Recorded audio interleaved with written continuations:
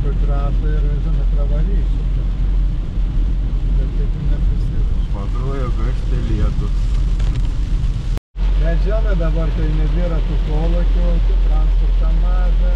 Jau naujas kelias nuo Laukščio iki Žeimelio, jau paplatinta. Bus ar tu? Anus. Ai, čia aikštutė yra. Nu jau atvykom į Žeimelį. Tos karčiamo senas. Cepeliną jau švirtis. Cepelinam skut bulvėsi.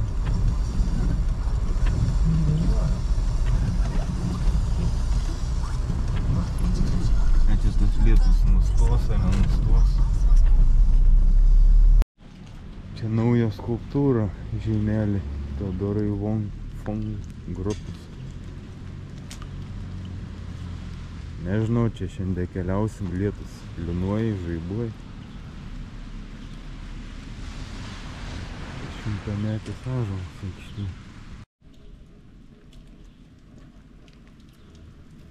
Katins eina sulijas.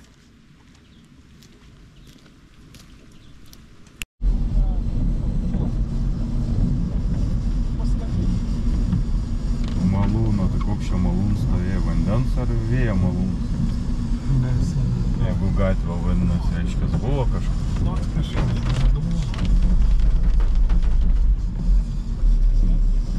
Man atrodo, tam kieme čia bus.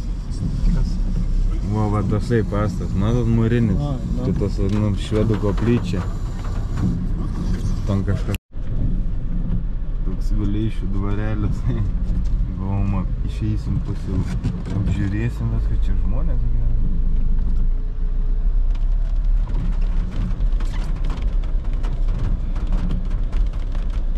Bet čia gerai sulaikė, taip pas.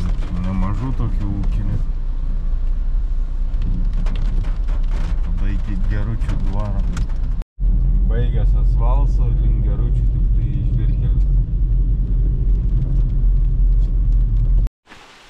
Šūdas gavosi su šiandienos žygiu, taip jo ir nepradėjom. Atvažiavom tik su mašina iki Geručių dvaro dar. Lietus lindė karstai. O būtume iki čia pėsti atėję. Dar buvo planas į Latviją.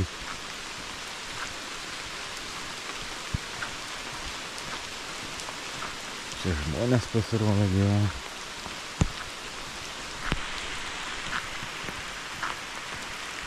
Tada už to dvarą yra kažkoks tai 17 amžiaus gynybinis įtvirtinimas, kažkokie pylimai.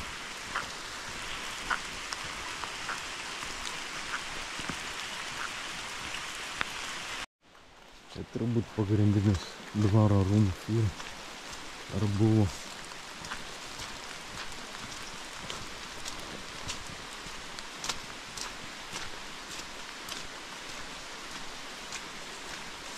Kur atkenktas lietus.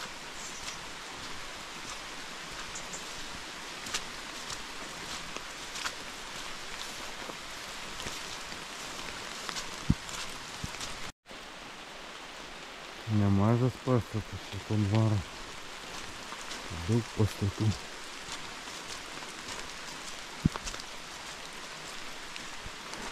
Čia gal Kumetynas, o lygtai rašė, kad Kumetynai čia.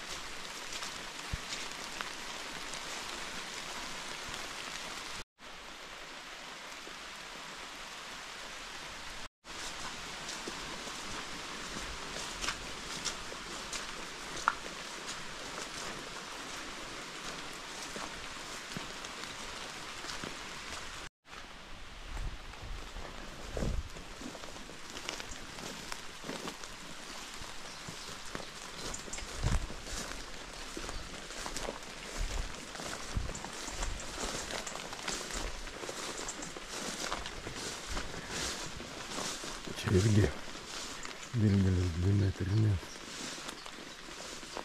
Gaila visur užkalta. Neįlysi čia. Tai grįžom į Žeimelį, truputį pavažiuosim iki Krasniškių kaimo, kur buvo vėjo malūnas, jis sugriuvo, bet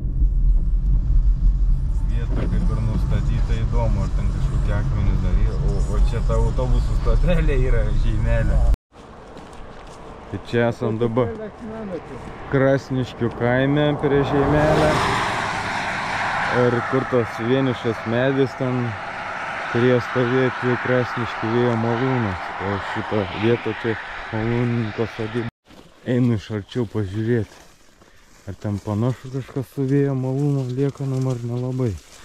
Nors palei senų žemėlapius rodo, kad ta vieta.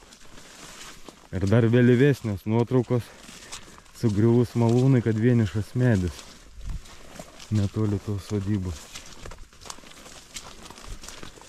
Tai turėtų būti ta vieta. Aišku, šlapia dabar viskas čia. Lietus nustoja lyg, bet tam kartais turbūt šiandien žygio nebus. Su mašinu kur privažiuoju. Yra likučiai kažkokie. Čia akmenis suvirsti. Jisai buvo kaip ir medinis malūnas, bet čia galėjo būti pamato akmenis. O čia kažkas taip. Čia susijęs to malūno.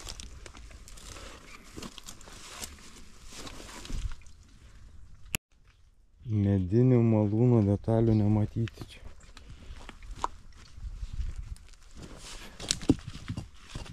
Tik tai akmenis.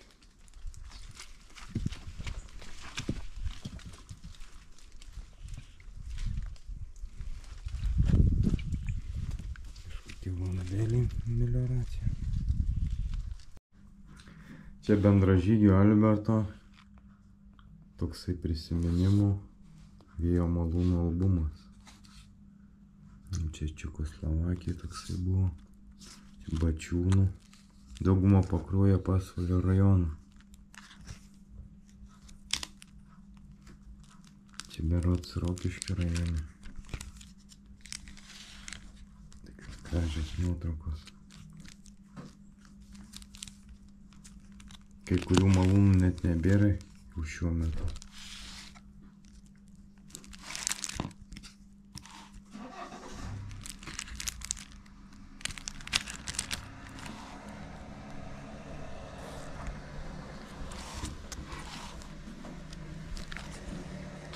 Čia Pakruojo dvaro malūnas, ne? Nu. Ir net nepasakytum, kad čia Pakruojo dvaro Tik jos malūnas. parpus mažesnė. Nu ir dabar visai kitaip atrodo. Jos 4 aukšto, o čia tik 2. O čia kokiais prieš 20 metų daugiau turbūt fotografuota ir taip atrodė. Čia Montjurgių vėjo malūnas, kuris dabar, kiek mačiau, buvo iki pusės nugriuvęs, o Albertas sako, kad visai jau ten nieko nebėra. Nesimatoma kelio dar. Nu gėda tokį malūną neišsaugoti buvo. Čia aš dariau žygį su šitas malūnas Palapanėžį čia. Panevėžio. Čia kur kavinė buvo Panevėžį. Čia kur vaidendavo. Ir vienam iš tų per farų laidą netgi rodė, vienas buvo įlindęs, sako, kaip tu čia įlindai? Sako, tai baliavojom kažkaip ir mane pavyko. Galvodavo, kad tai vaideliam.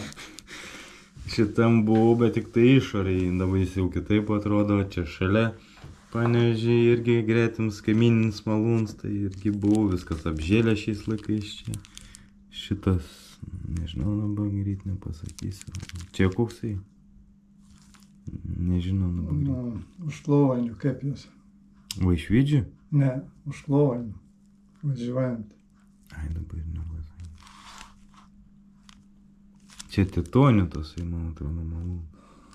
Kur siena išgriuvus. Čia Steigvilių malūnas berods. Čia tas malūnas ant kalnelio, kur žmonės kasė smėlį, kol malūnas nugriuvo. Tai čia Pakruojo rajone, dabar neatsimenu pavadinimu. Čia Stačiūnų malūnas. Dar stovi. Čia tas nežinau.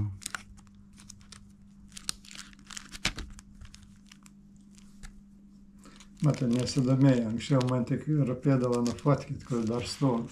Nu, vat. O kiek jau nebestovi, tasai Tauragės krašte, labai toks įspūdingas malūnas.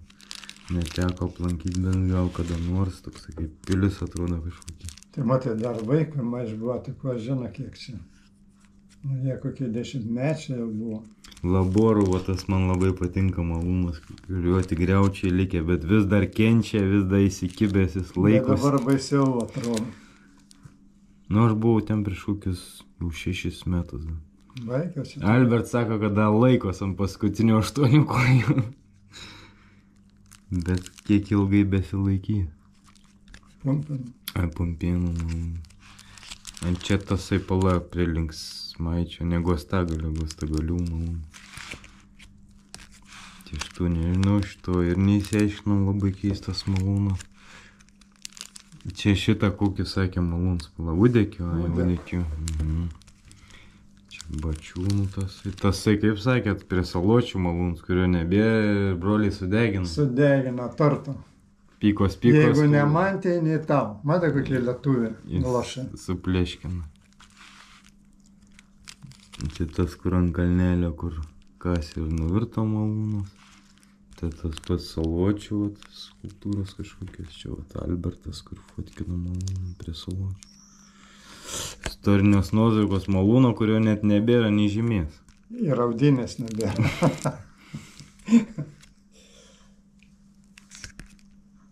Čia tas, kaip sakėm, pala, kur buvom Raudondvarė, ne? Ja.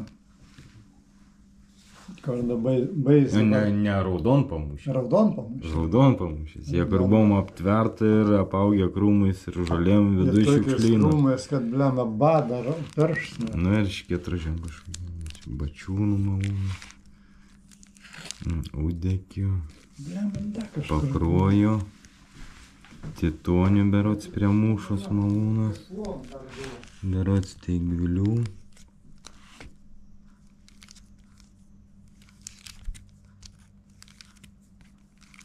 Daug nuotraukų čia.